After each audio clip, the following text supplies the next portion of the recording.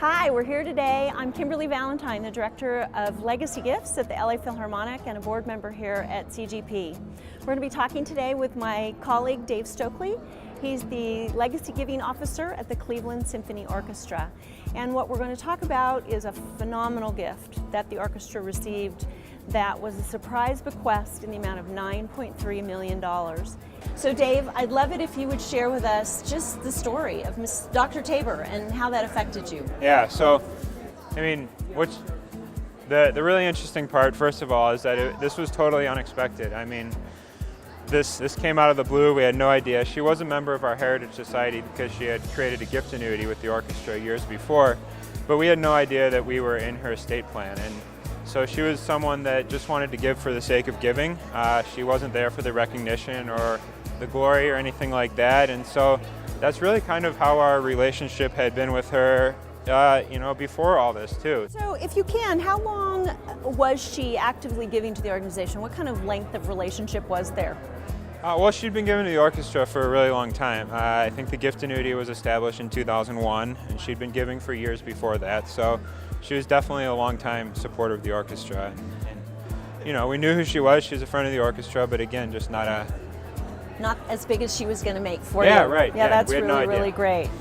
So, what other organizations in the community had she supported? Was the orchestra just the primary place, or? She was involved with a whole bunch of different organizations. I know close to Cleveland, she was involved with the Historical Society, and she was involved with the University of Akron, down in Akron, which is where she lived, and a couple of different social service organizations too. So, that's great. So she was all over the place. Definitely a philanthropist in every sense of the word. Wow, which is very special. It We is, like those kind of people. Right. We all need them.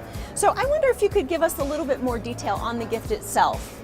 Yeah, so the gift was a completely unrestricted bequest from her trust. The total gift is going to be $9.3 million when all is said and done. And so, when you find out about a gift of that magnitude, you kind of have to take a step back and think about, what are we going to do with something like this? Like I said, it's completely unrestricted. So we took a big step back as an organization, both to think long-term and short-term how this could impact the orchestra. And so what we decided was that there were really two ways that we could make the most of this gift in a way that we thought she would be proud of and happy with. And part of that process was also talking to her brother and sister-in-law who live in Akron as well.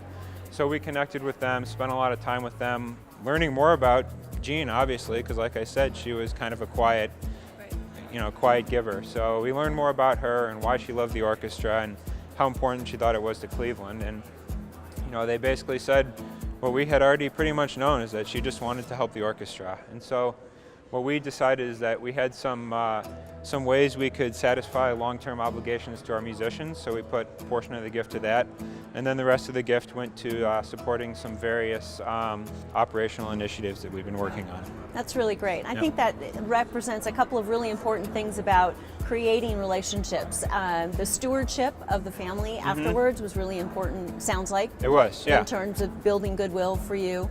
And the idea that you've done both short-term and long-term planning around this gift. I think any organization that is surprised by a big gift has to really step back and think about what it's going to do instead of taking that checklist of immediate needs and just taking them off the list. It does feel good, obviously, to be a part of this, and it just shows you that, I don't know about you, but I have good days and bad days in my work. There are days when the big gifts come in and days when people say no, and this just shows you that sometimes you don't know the impact you're having,